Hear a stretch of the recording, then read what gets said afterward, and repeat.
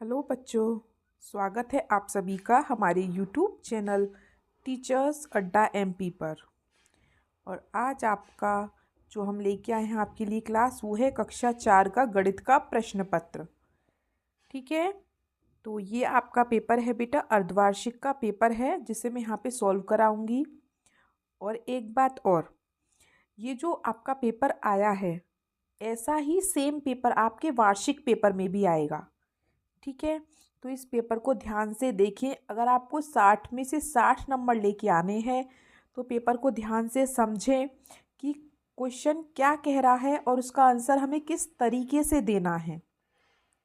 Same ऐसा ही paper आता है, अर्धवार्षिक में आता है जैसा, वैसा ही वार्षिक में आता है।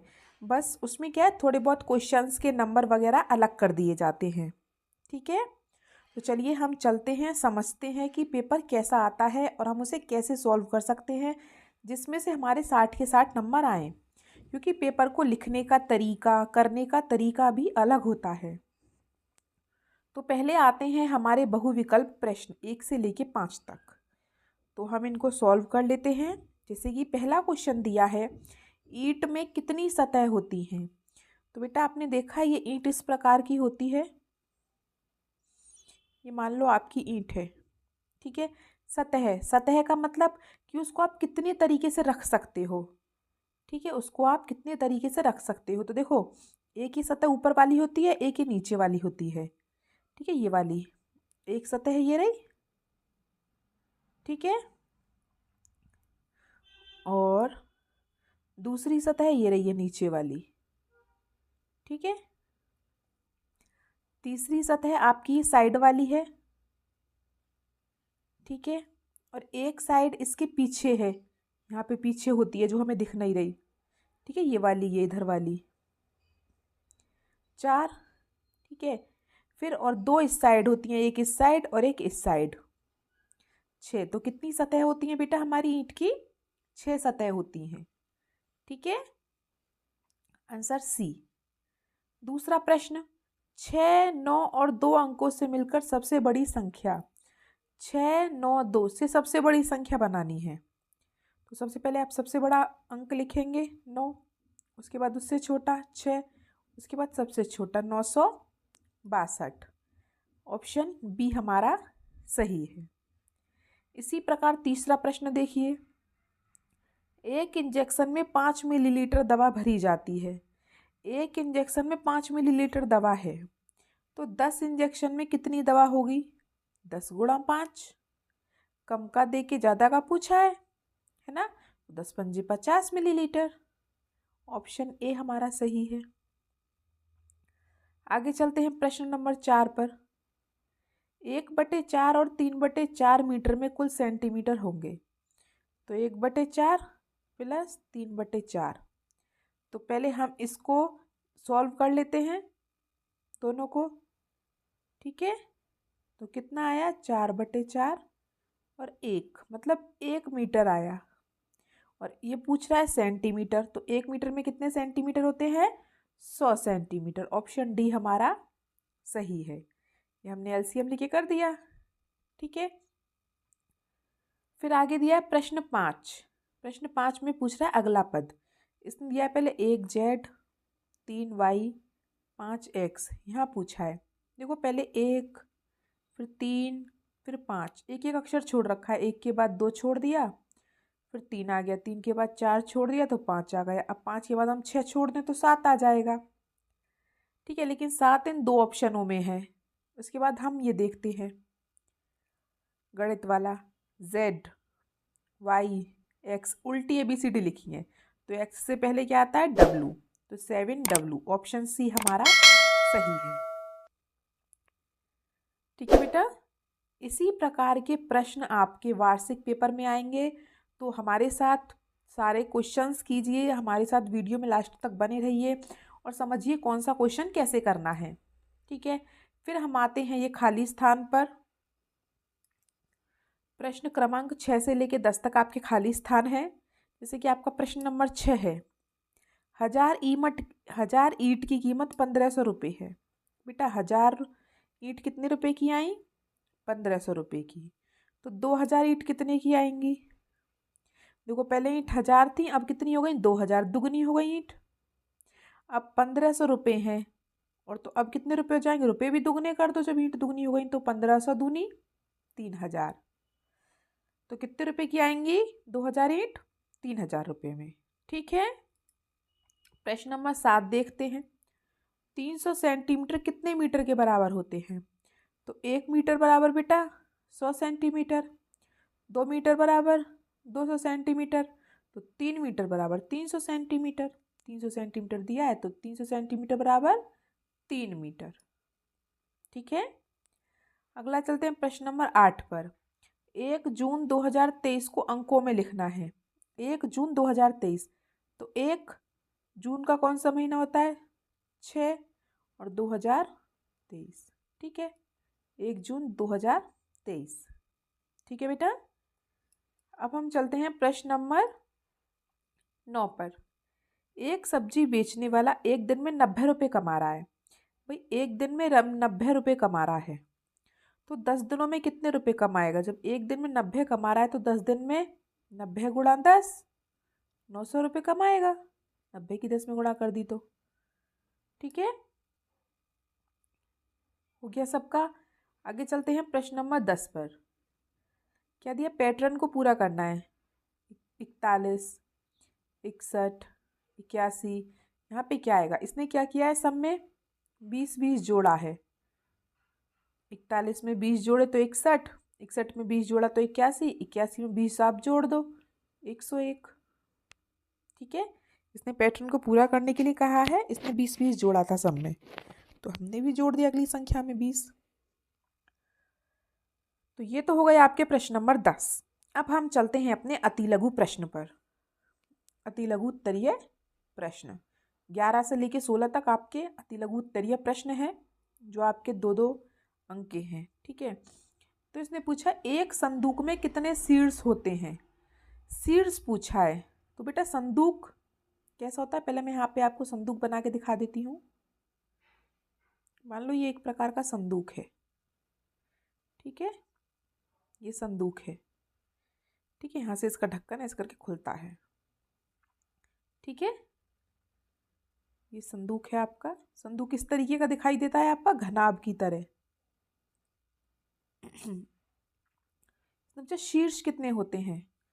तो बेटा शीर्ष आपके कैसे होते हैं? शीर्ष वो होते हैं जहाँ 3 किनारे मिल रहे हो। जहाँ एक साथ 3 किनारे मिल रहे हो वहाँ क्या होता है, शीर्ष। तो आप यहाँ देखिए, यहाँ 3 किनारे एक साथ मिल रहे हैं, 1 2 3। ठीक है, तो एक शीर्ष ये हो गया पहला। फिर देखो 3 किनारे यहाँ पे मिल रहे हैं। ठीक है, ये और ये, तो ये दूसरा हो गया। फिर देखो 3 किनारे यहाँ पे मिल रहे हैं, ये तीसरा हो गया शीर्ष। 3 किनारे यहाँ पे मिल रहे हैं, ये चौथा शीर्ष। 3 किनारे यहाँ पे मिल रहे हैं, ये 5वां शीर्ष। 3 किनारे यहाँ पे मिल रहे हैं, ये 6ठा शीर्ष। 3 किनारे यहाँ पे मिल रहे हैं, ये 7वां शीर्ष। और 3 किनारे यहाँ पे मिल रहे हैं तो 8वां शीर्ष। कहने का मतलब ये है जहाँ पर 3 किनारे मिलते हों, जैसे कि 1 2 3, 1 2 3, 1 2 3, 1 2 3, 1 2 3, 1 2 3, 1 2 3 और 1 2 3, तो टोटल मिला के कितने शीर्ष है बेटा? 8। किसी को कोई कंफ्यूजन नहीं है? शीर्ष का मतलब क्या होता है? जहाँ 3 किनारे आपके मिल रहे हो वो शीर्ष है। ठीक है, जैसे कि इसमें लिखा है। प्रश्न नंबर 11 का उत्तर है 8 शीर्ष। जहाँ 3 किनारे एक दूसरे को काटते हैं वह शीर्ष कहलाता है। ठीक है, ये मैंने आपकी सुविधा के लिए लिख दिया है, क्योंकि बच्चों को समझ में नहीं आता शीर्ष क्या है। चलिए आगे चलते हैं प्रश्न नंबर 12 पर। एक बित्ते में 20 सेंटीमीटर होते हैं। बित्ता मतलब ये जो आपका हाथ है, ये हथेली है, ये यहाँ से लेके यहाँ तक का ये जो बित्ता है आपका, ये क्या है बेटा? 20 सेंटीमीटर है। तो पूछ रहा है एक में 20 सेंटीमीटर है, तो 4 बित्ते में कितने सेंटीमीटर होंगे? 20 गुणा 4, 80 सेंटीमीटर। सिंपल सा क्वेश्चन है। एक बित्ते में सेंटीमीटर 20, तो 4 बित्ते में सेंटीमीटर, 20 गुणा 4 मतलब 80 सेंटीमीटर। ठीक है, सबको समझ में आ गया है? आगे चलते हैं। प्रश्न नंबर 13 पर 2 घंटे 40 मिनट में कुल कितने मिनट होंगे। तो बेटा मिनट पूछा है, कितने में, 2 घंटे हैं और 40 मिनट में पूछा है कि मिनट कितनी होगी। तो 40, ये तो मिनट तो अलग ही दे रखी है, ये तो मिनट है। अब 2 घंटे को बदल लो मिनट में, तो 1 घंटे में बेटा कितनी मिनट होती हैं, 60। तो 2 घंटे में कितनी मिनट हो जाएंगी, 120। तो 2 घंटे में हो गई 120 मिनट प्लस 40 मिनट और दे रखी हैं हमको। तो 120 और 40 कितने हो गए बेटा, 160 मिनट। तो 2 घंटे 40 मिनट में कुल कितनी मिनट होंगी, 160 मिनट। ठीक है, तो ये रहा आपका आंसर। 2 घंटे 40 मिनट बराबर 120 plus 40 is equal to 160 minute. 2 घंटे में 120 मिनट हो गई और 40 मिनट उसने पहले से दे ही रखी हैं, दोनों को जोड़ दिया तो 160 मिनट। ठीक है, चलिए। और वीडियो अगर आपको अच्छी लग रही हो, आपको पेपर में हेल्प मिल रही हो, आपको लग रहा हो कि हाँ अच्छा है, तो वीडियो को लाइक ज़रूर करें और कमेंट बॉक्स में बताएं कि आपके 26 में से कितने आंसर सही आए हैं। ठीक है, चेक करके बताएं मुझे ज़रूर। चलिए, प्रश्न नंबर 14, पासे का ऊपरी भाग किस प्रकार का होता है।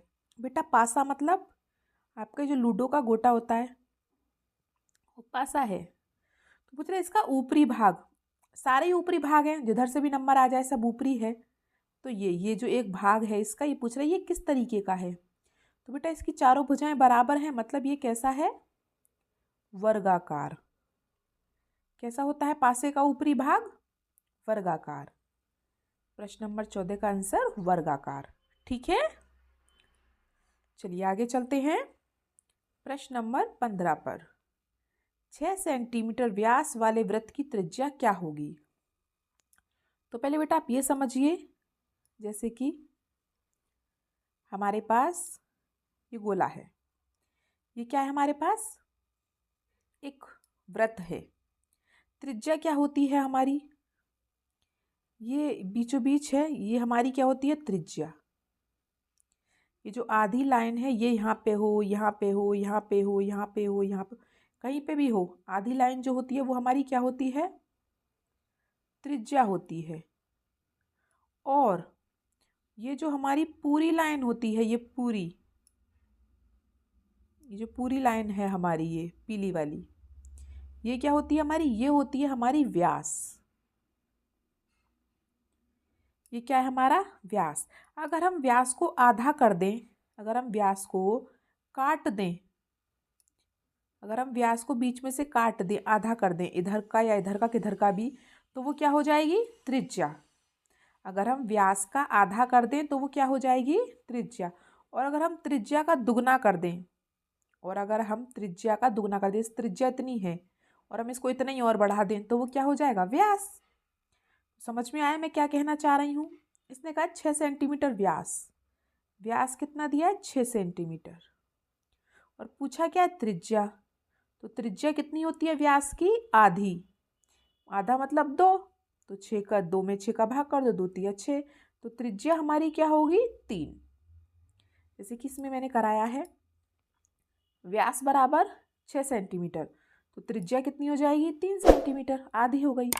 अगर बाई चांस जैसे अगले आपका वार्षिक पेपर आता है, उसमें आपसे कहा जाए कि आपको दिया जाए कि त्रिज्या 2 सेंटीमीटर है, तो व्यास क्या होगा।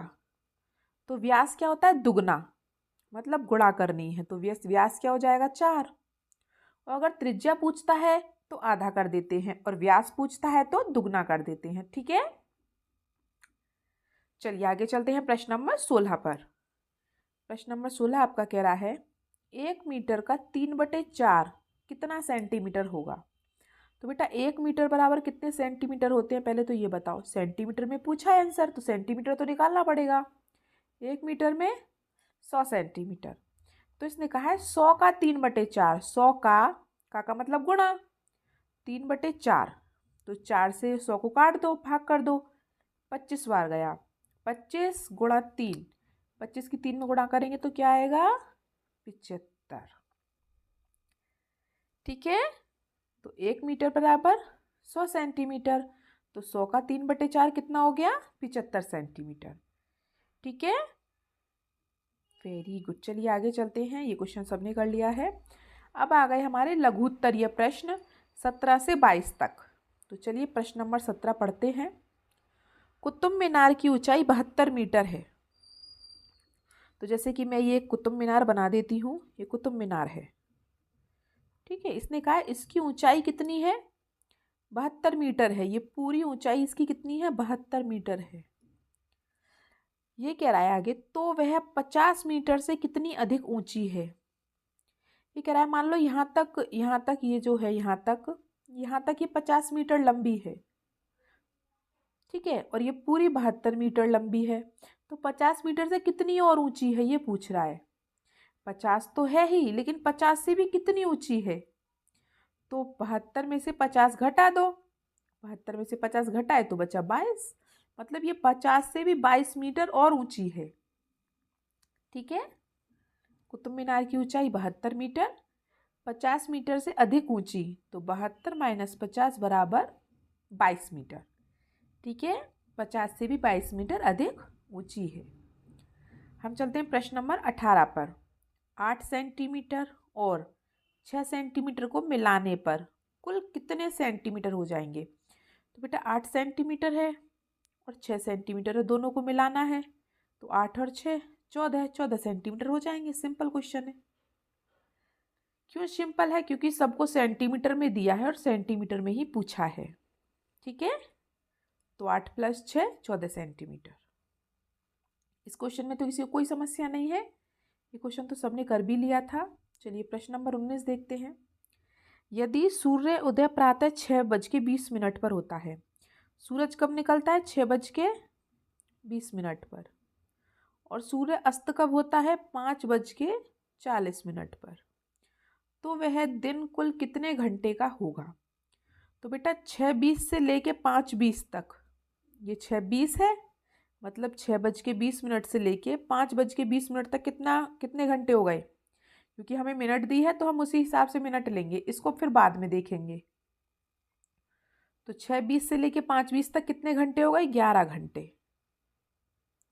6:20 से देखो 7:20, फिर 7:20 से 8:20, 9:20, 10:20, 11:20, 12:20, 1:20, 2:20, 3:20, 4:20, फिर 5:20। तो 5:20 तक कितने घंटे हो गए? 11 घंटे। लेकिन ये 5:20 तक हुए हैं 11 घंटे, लेकिन अभी हमारे पास कितनी मिनट और बाकी हैं?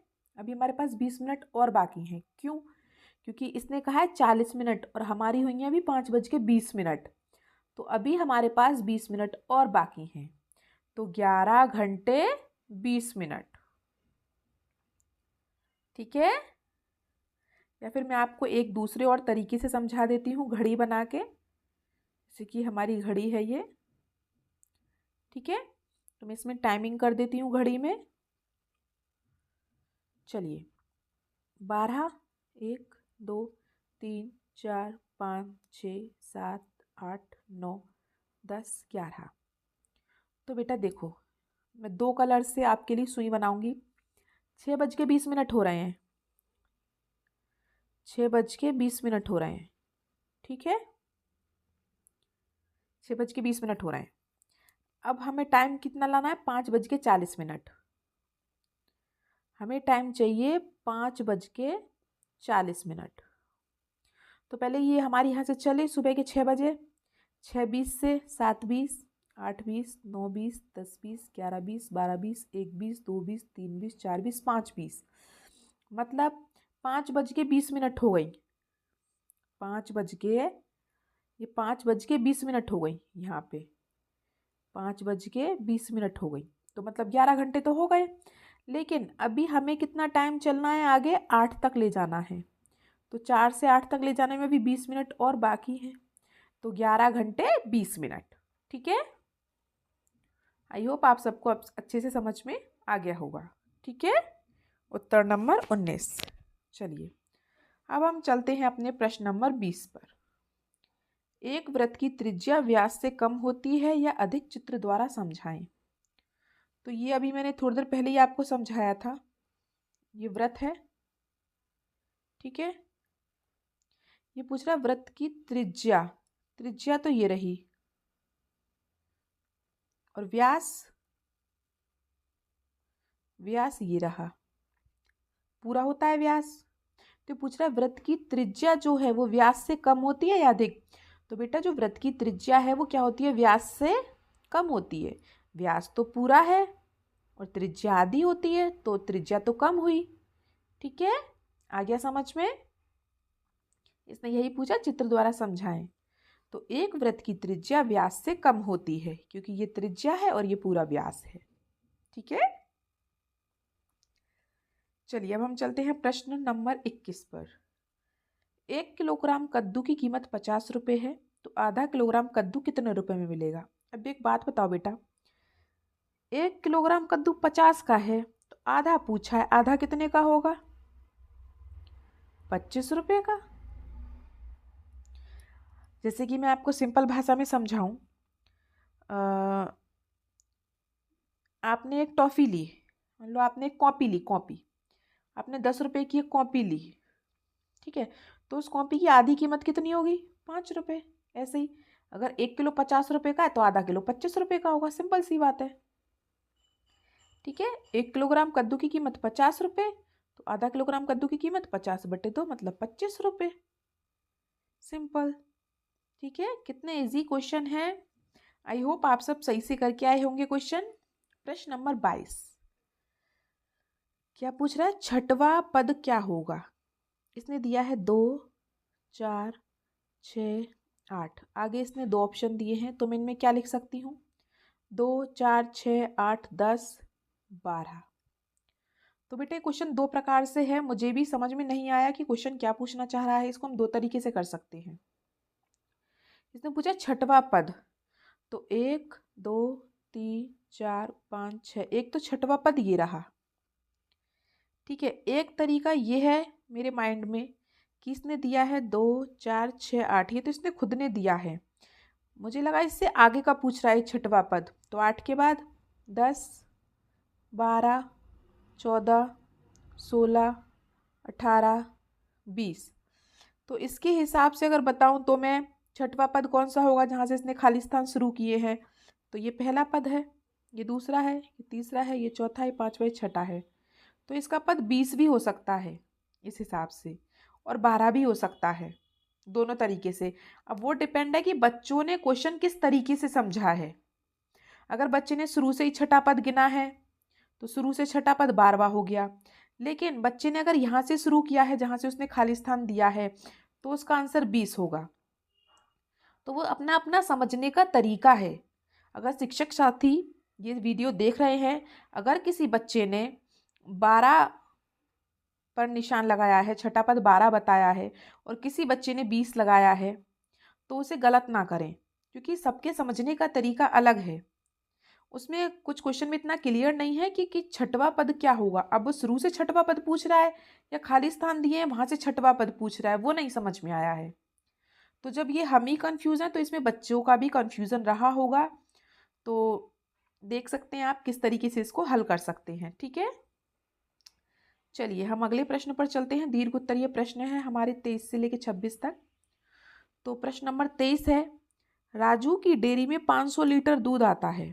तो बेटा राजू की डेयरी में कितना दूध आता है, 500 लीटर दूध आता है, जिसमें से 154 लीटर का दही बन गया।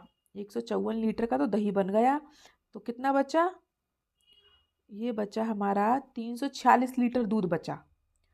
बोला शेष दूध बेच दिया, मतलब 346 लीटर दूध बेच दिया। तो ये है एक दिन का। ये पूछ रहा है एक सप्ताह, तो बेटे एक सप्ताह में कितने दिन होते हैं, 7। अब जब एक दिन में 346 लीटर दूध बेचा है, तो 7 दिन में कितना लीटर दूध बेचा होगा, 346 की 7 में गुणा कर दो बस। जैसे कि इसमें दिखाया है, एक दिन में दूध कितना आया, 500 लीटर, और उस दूध में से जो दही बनाया वो कितने का बनाया, 154 लीटर का, और जो बच गया हमारा दूध वो कितना था, 346 लीटर। अब एक दिन में 346 लीटर दूध बेच दिया उसने, बेच दिया। ठीक है, तो एक सप्ताह में कितना बेच जाएगा, 346 की 7 में गुणा कर दो, क्योंकि एक सप्ताह में 7 दिन होते हैं। तो 346 की 7 में गुणा करेंगे हम, तो आएगा 2422 लीटर दूध।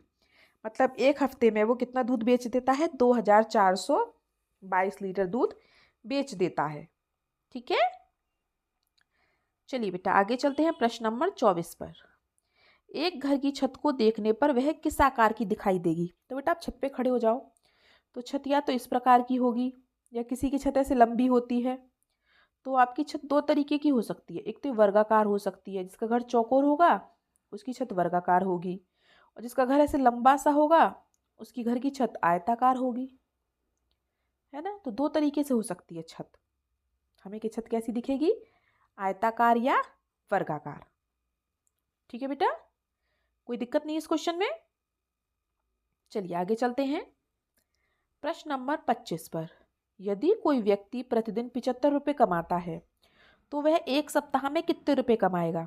अब बेटा आप एक दिन में आपको 75 रुपये मिलते हैं, तो एक सप्ताह मतलब 7 दिन। तो 7 दिन में आपको कितने रुपए मिलेंगे? 7 गुणा 75, 7 की 75 में गुणा कर दो बस, जैसे कि इसमें किया है। एक दिन में कमाए गए रुपए 75, तो 7 दिन में कमाए गए रुपए 75 गुणा 7 मतलब 525 रुपये। ठीक है बेटा, चलिए वेरी गुड, आगे चलते हैं। ये क्वेश्चन बहुत इजी था, सबने किया है। प्रश्न नंबर 26 देखिए, एक दूध डेयरी में कितना लीटर दूध आता है? 15 लीटर दूध आता है। उसमें से 500 मिलीलीटर के 28 पैकेट भरे गए, तो बताइए कितने लीटर दूध बचा? तो बेटा इसने क्या है, मिलीलीटर दिया है, तो पहले आप इसे मिलीलीटर में बदल लो। देखो 1 लीटर बराबर कितना होता है? 1000 मिलीलीटर। अब 1 लीटर में 1000 मिलीलीटर, तो 15 लीटर में 15000 मिलीलीटर। 15 लीटर में 15000 मिलीलीटर। उसके बाद ये क्या कह रहा है कि मतलब मेरी डेयरी में कितना दूध आता है? 15000 मिलीलीटर दूध आता है। उसमें से 28 पैकेट भरे गए 500 मिलीलीटर के। उसमें से 500 मिलीलीटर के बेटा 28 पैकेट भर दिए, तो कितना दूध भर गया? 28 पंजे 140, मतलब 14000 मिलीलीटर दूध पैकेटों में भर गया। 15000 आया, 14000 भर गया, तो बचा कितना? कितना बचा बेटा? 15000 आया था और 14000 भर गया, तो बचा बस 1000 लीटर, 1000 मिलीलीटर। तो 1000 मिलीलीटर का मतलब क्या होता है? 1 लीटर। तो कितना दूध बचा? 1 लीटर। यही पूछ रहा है क्वेश्चन में आपसे। देखिए 1 लीटर बराबर 1000 मिलीलीटर, तो 15 लीटर बराबर 15000 मिलीलीटर। अब दूध आने के बाद में 500 मिलीलीटर के 28 पैकेट भरे गए, तो 500 के 28 में गुणा करो, मतलब 14000 मिलीलीटर दूध भर गया। 15000 में से 14000 दूध पैकेटों में भर गया, तो कितना दूध बचा? शेष बचा दूध। 15000 में से 14000 घटा दिए, मतलब 1000 मिलीलीटर दूध बचा। 1000 मतलब 1 लीटर। क्यों? क्योंकि 1 लीटर बराबर कितना होता है? 1000 मिलीलीटर। तो आप चाहे 1000 मिलीलीटर लिख लो या 1 लीटर लिख लो, बात एक ही है। ठीक है, आई होप आप सबको क्लास अच्छी लगी होगी, और हमारी वीडियो को पूरा देखने के लिए आप सबका बहुत बहुत धन्यवाद। वीडियो आपको अच्छी लगी तो लाइक करें, और बेटा कमेंट बॉक्स में मुझे ज़रूर ये बताएं कि आपके 26 में से कितने क्वेश्चन सही थे। ठीक है, और वीडियो को अपने दोस्तों के साथ भी शेयर करें, जिससे उन्हें भी पता चल जाए कि वार्षिक में पेपर कैसा आएगा, और अर्धवार्षिक के पेपर को वो अपने को मिला सकें।